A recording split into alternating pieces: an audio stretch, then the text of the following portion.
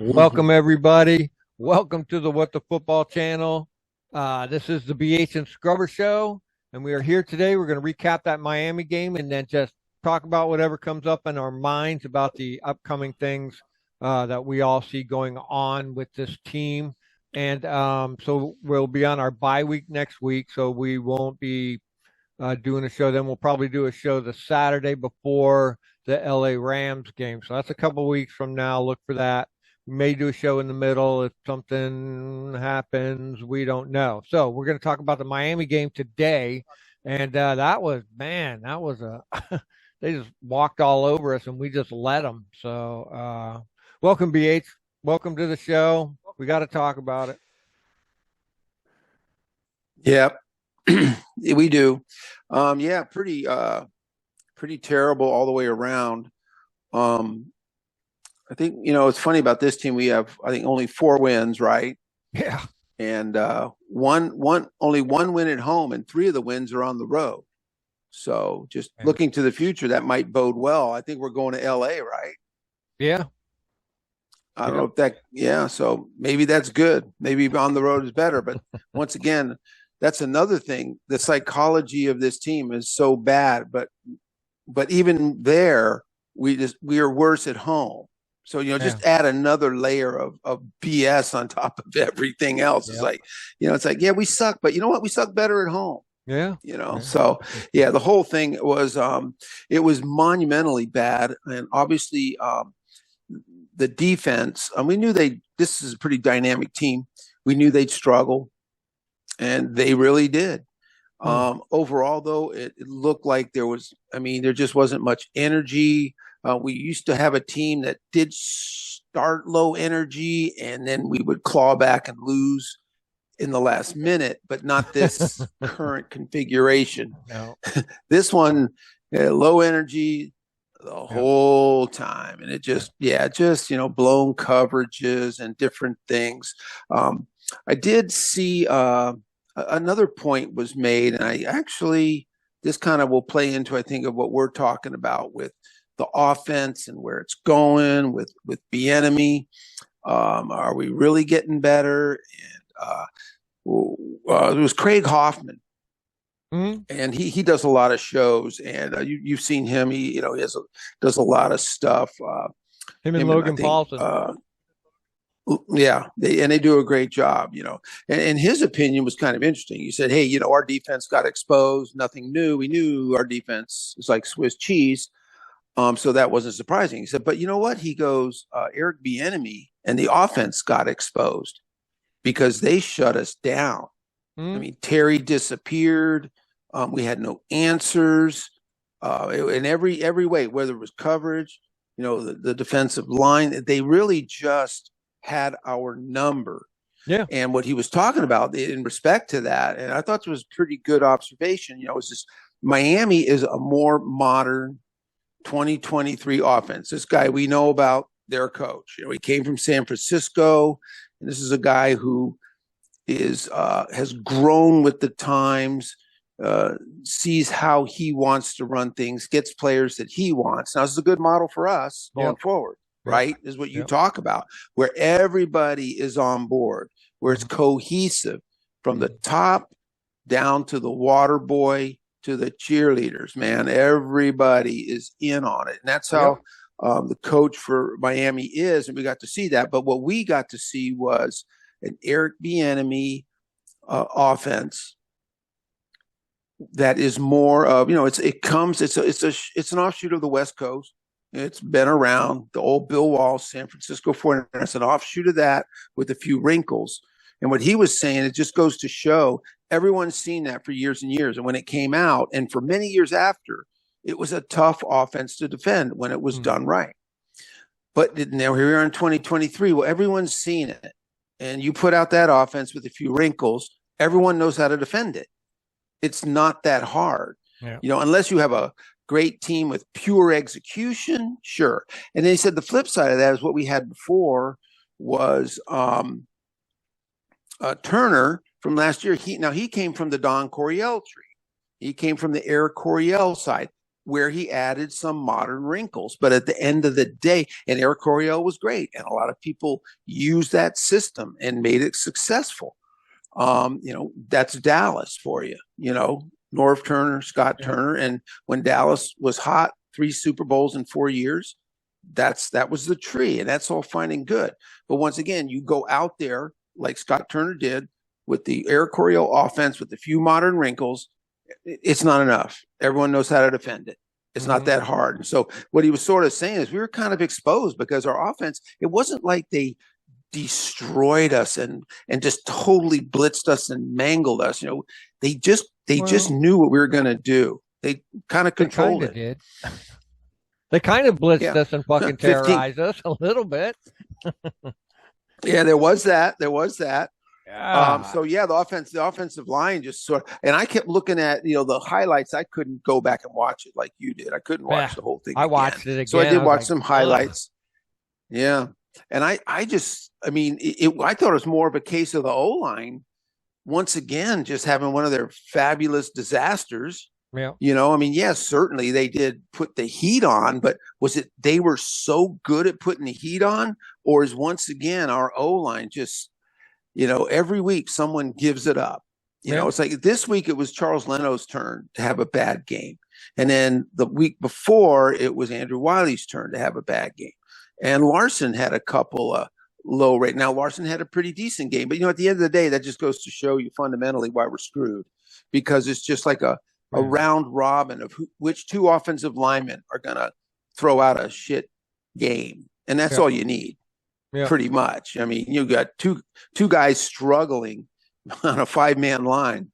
Forget it. So, it was all the way around. I just didn't feel like we could generate anything, get much going. And I think, the focus is starting to get on EB a little bit here. Yeah. Like, when are we going to see, some, something good and something positive? We're not scoring that many more points, and we're not putting up that many more yards this year than last year. I saw the stats for that too. There's a slight uptick in both. Yeah. But it's so close, dude, that it's like, why did we make this big change? Yeah. It's just not. Yeah. The O-line looked pretty pathetic out there, like you said. So they were doing pretty bad. Their also defense has to do against our guys is just do some stupid stunt, just cross each other, and our guys are just perplexed as to what's going on. And so, the offense, they just struggle like crazy. I didn't care for any of it. It just seemed early on it just stagnated, and they tried running the ball more, which I appreciated. It was pretty good, but Sam Howell couldn't get it going. They were just rushing him hard, and he's throwing them into the ground, throwing them just outside of people's fingertips. He was way off. So, and he was getting, we didn't have that many. We didn't have no fumbles. We only had 1 interception. We only had 3 sacks and 3 penalties. That's like monumentally low for us. Yeah, that's something I didn't think about, really, and that's kind of embarrassing when you think about it. When your penalties and your turnovers are low and all that then goes to show that you can't point to all those things. Oh, that's why we did bad, and that's why things were so awful. That points to the scheme. Right? That just goes to show, hey, the scheme was out there and the scheme wasn't working. It wasn't like there was tons of interceptions, 9 penalties. You can't point to that. Right. Exactly. A couple of sacks, a few penalties. Everyone gets that every game. Even good teams get that. And so that sort of even more sort of points out how the offense from the beginning didn't look good. And this is Curtis Samuel was our number 1 rated player 2nd week in a row now. Yeah. And if I asked you, if I asked you, you would say, probably Curtis Samuel, because you can just tell he's the only one with a little bit of spark out there. Mm-hmm. And for everyone else, I don't know what they're doing. Really quickly, surprisingly, he was number 1. When you look at Pro Football Focus, just reviewing those numbers, Sam Howell actually managed to, outside of Curtis, he was actually our highest rated guy. which maybe not so surprising because he didn't do horribly, but between the offensive play calling and the O line, he just, you know what I mean? He just didn't Hmm. seem to have it, but he didn't have a terrible score. So what they're saying, hey, is in the middle of all this, the guy actually played pretty decent ball. Okay. And Sam Cosmi, once again, is another guy that did good. And Sam has been consistently good. So, but the scores are low. We're talking about 71 being the highest. I mean, I don't even want to go look at Miami's numbers. Holy crap, Yeah, man! no doubt. Maybe it'd be better. I'd feel nicer. I thought Yeah. Gibby played good. I thought Rodriguez played Yep. good. Like I said, Cosme is always pretty decent. Other than that, I didn't. Let's see who else. Uh, Logan Thomas caught a couple. Yeah. Yep. And He our did boy. good. I mean, they gave Brian Robinson and Chris Rodriguez both were two of our more higher rated players. Yeah, I thought Rodriguez So did they did good. He good. just gets limited touches, so he doesn't get to do much. Yeah. I thought Gibby did good. I like the way Gibby runs. I like when he gets out in the open and what he can do. So you're always just Yep. wondering when he's going to fumble. That's the only hard part about watching him run open in space. So yeah, pretty tough stuff to watch. They brought in Yeah. speaking of the offense, they brought in Brissett at the end of the game for the last like 4 plays or whatever it was. And it was him, and then I think it was Gates was the center, and Scott Turner or whatever his name is, Scott. He's another offensive lineman. So they brought in for those last 4 plays. I think they brought in Yeah. That's kind of weird. totally different guys, like a whole different set of just Yeah. the A line came out and they put them in. I thought that was pretty interesting. So Yeah. I mean, just for one last series when it's all over, that is sort of weird. yeah, You'd almost like to see that at the half sometimes. Hey, we're going with a whole new O line and a new quarterback at the half. This ain't working. Yeah. yeah. But for the last four plays, you're kind of going, okay, I guess. I mean, maybe those guys were banged up. Maybe they were all limping and Sam got his bell rung and they thought, yeah, let's just bring them all in. Or a, Yeah. or Well, or you talk about foreshadowing of things to come. what you never know. Yeah. Well, they got a whole bye week to figure it out. Yeah. Yeah. On defense, we had Jalen Harris, the guy that we picked up, the free agent defensive end. He Mhm. only had, like Rodriguez, he only had 17 snaps, but he was our number one rated player. Really? They liked what he did. He looked really good. Yeah. Yeah.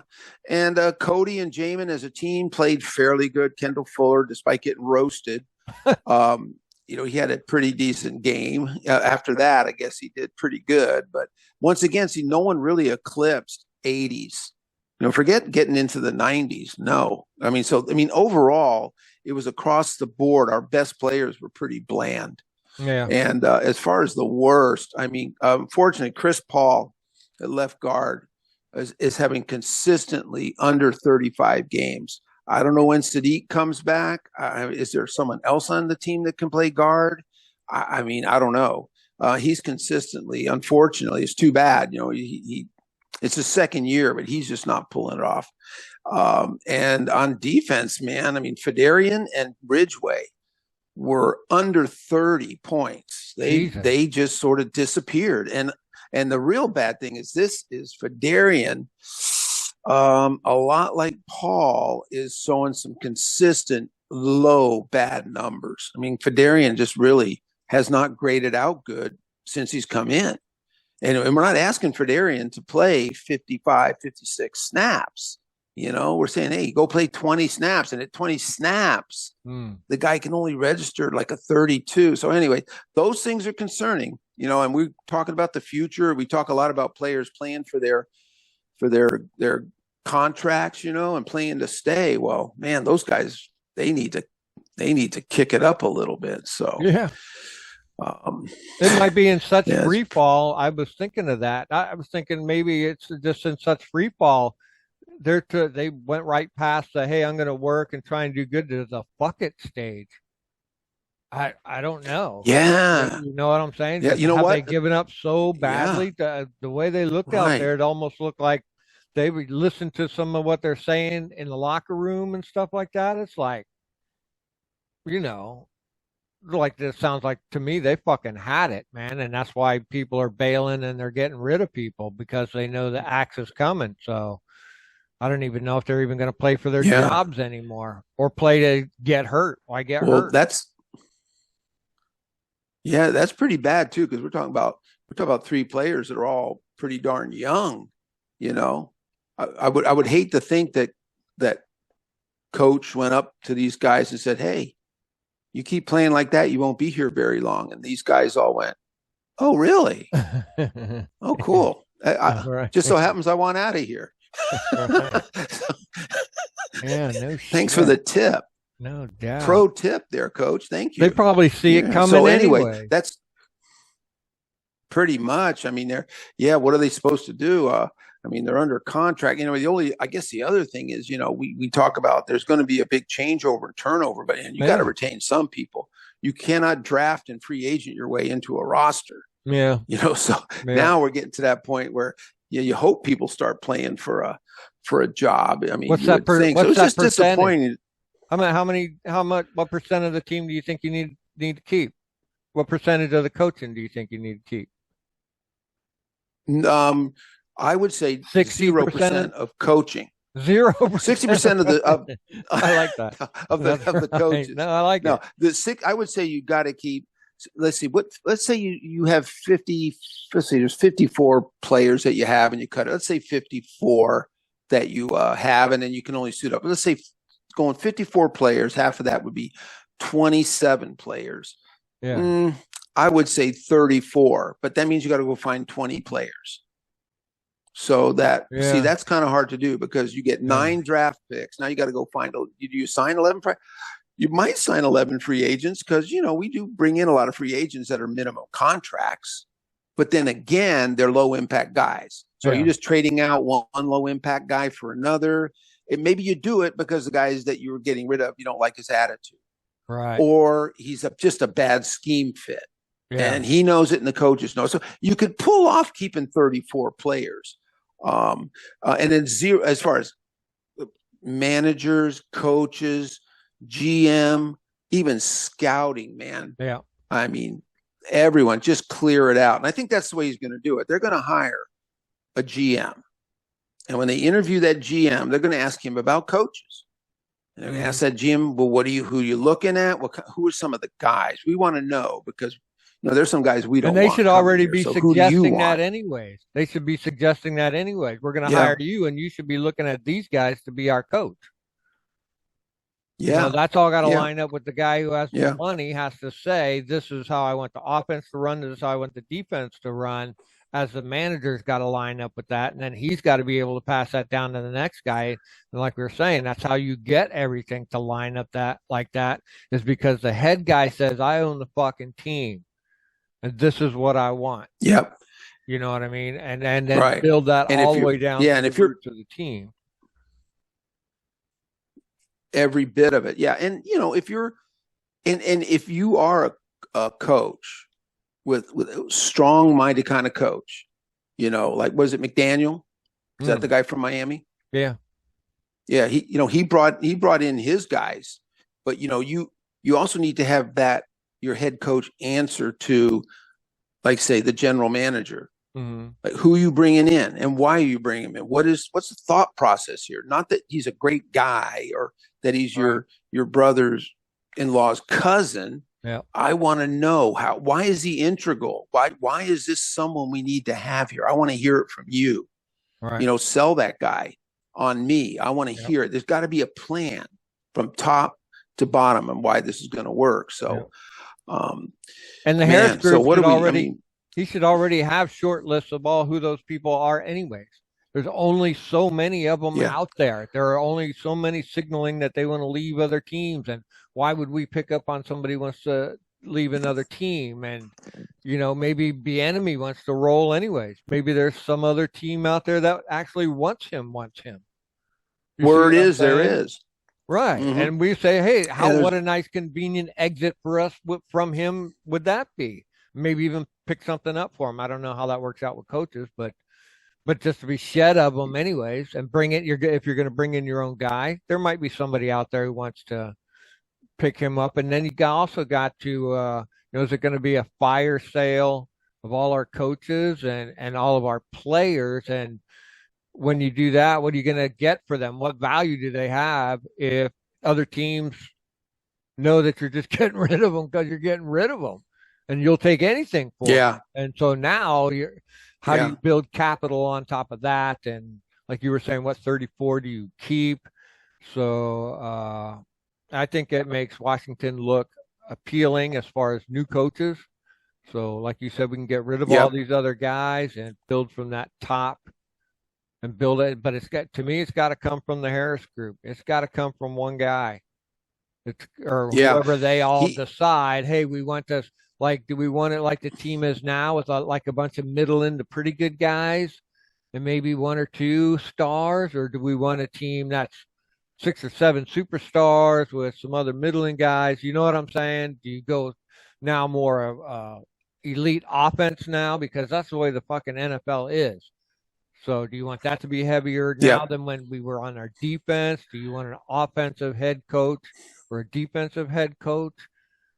He's got to decide all that all the way down the line before I think you even execute any of that. And plus, you got that fucking numbers guy yeah, that's brought in with him clopping up formulas and algorithms, trying to figure out what's the best way to go. And I like that way. I like letting the algorithm me pick. too. I like letting sheer numbers look. You're not doing this or that. You got to go, and that keeps it business. No one's feelings get hurt. You make the numbers Yeah, crunch up right, you're good. You don't make the numbers crunch up right, you got to go. I'm sorry, and so yep, hopefully that's how they do the hiring process as well. So, yeah, I'm excited for it yep. actually. Me too. It's good because doing a blow up is pretty good. I think though, I don't feel like we're like Carolina, who had to trade off all their picks, get a young quarterback, have no offensive lines bad, and their wide receiver they have no wide receivers, and they Mm, have one decent defensive end. I mean, I don't feel like it's going to be a big redo, but I still think there's a core here that can keep mm, this team playing good football. yeah, That's what's nice. But yeah, I think a lot of those people that we lose is John Allen was kind of talking about, and he sort of came out in an interview saying, hey, maybe I could move on. Now, that's a guy, after the season's over, before the draft, that, if they talk to him, they may consider a trade. yeah, They may say, okay, if we can get a second rounder for you, we'll make it happen for you. The rest are just going to be cuts. I think you're going to see just a lot of. It's hard to get trade value anymore. yeah, Teams always put guys out for trade, and I look at some of these guys and go, God, give him a seventh rounder. I'd take that guy, and then yeah, but no one does. They get cut, and a lot of it too has to do with absorbing the contract. Because I think once you do a trade, the contract goes with it. If the guy's cut, he's a free agent. I think then the old team eats the contract. You get to start fresh. So that has a lot to do with it. But I think overall, what we're going to see is just a lot of guys get cut mm, and not brought back with the new regime. In other words, good luck, bye. We're starting over. yeah, So, and big decisions, man, with that draft pick, do you stick yeah. I with was going to Sam and ask go you get about an that. offensive tackle? Right. Ooh, I tell you, man, teams, this is a weird situation because teams do lean towards starting a new coach, a new GM. They like to have their guy. They go, look, if I'm going to live and die on this, if you're going to hold me up to be successful, I need my guy. Now, doesn't always work that way. I mean, we've seen it where guys come in and go, I can work with this guy. I like him. He's good. Let's go on. But we don't know the mindset. We Right. don't know. We just don't know the guy. McDaniel came in to Miami, brought a lot of his San Francisco players with him. I shouldn't say a lot, but brought some real good ones. Raheem Mostert brought him and stuff. And but Tua was there, and he came in and said, "No, I like Tua. I can work with Tua. It's fine." And Tua had some struggles, had some injuries. He wasn't Yeah. 100% the golden boy. But McDaniel said, "No, I can work with Tua. I'm fine with him. Let's go. Let's rock." And so I don't know. And Sam is in a bad situation because the team isn't successful. got a new coordinator, so wrinkles aren't all worked out. O-line is struggling. So, but that's what these guys do. These guys can watch players on film and still scout them, even though things are bad around them. They watch footwork, technique, decision making, air yards per throw. I mean, they have all. That's the analytics guy. The analytics guy goes, "Hey, air yards per throw." All these different things. So, but that's going to be pretty. That'll be interesting. That's why this will be fun because as once the season's over and the moves start being made, it's going to be like a freight train, man. I mean, we're going to be running more shows after the Super Bowl than we've ever run because it's going to hit. It's going to be huge. Something could hit in between on this bye week as well. You never know. Somebody could be. You never know. We'll be ready. Yeah. They could make some kind of weird move. I don't know what it would be, but maybe get rid of Martin Mayhew now. Maybe you already know who you want to be your guy. Get him in now. Get your GM in now. Yeah, if he's available. If he's available and he's I don't know who that would be. Know who that is. You could plug him in right now. Why not? So, and nobody would hold it against you like, oh, you're doing just like Snyder. You just butcher the team at will. No, it's different than that now because it's a new team. And so you're coming in and you are getting rid of people. That's just a given. That's just a known. That's what happens when new people come in. They fucking clean the house. I'm sorry. And I would say the sooner that you could get certain things you can get away with, like the defensive coordinator. You just make Ron do it, which was funny to watch him down there on Sunday. But you could get the GM's like a guy you could replace. Why not? I mean, you could start replacing all kinds of other people, like people who do the advertising for you, or who's the one guy, the president of the whatever. You start getting rid of these fucking clowns and get your own people in there who can sell the team for you. And so in a different manner. Right. So I'd say get some of that stuff going now. So I'm all for it. Yeah. It all depends. It all depends on who's available. And I'm sure I would say 90% of the people out there are people on other staffs, people in other organizations, and they're up and comers. You get the director of player personnel. He's super young and hot for this other team. And you say, hey, we want this guy to be our GM. You get you know what I mean? Sometimes you get a guy. I mean, McDaniels was like an OC for San Francisco, quarterbacks coach. But they saw you find that guy who can make that next step. Hard to do.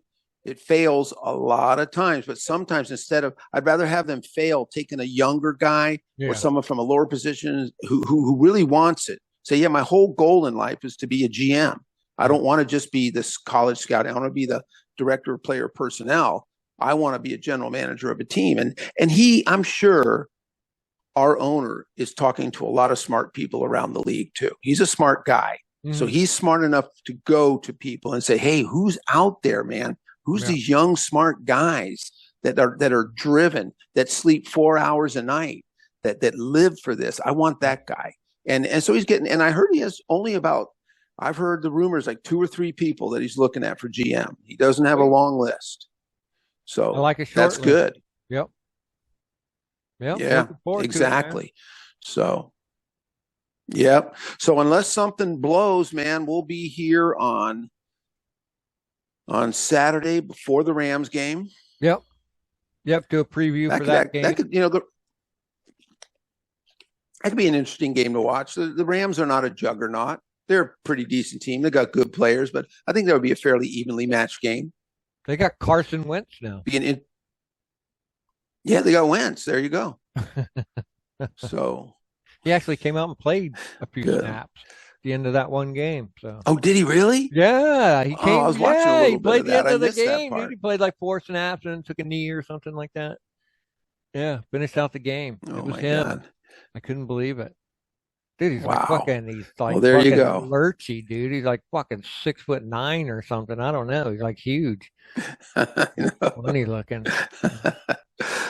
All right. Yeah. Well, guys, if nothing comes up between now and the following Saturday, we'll see you then. Anything else, BH? We covered it all? We good?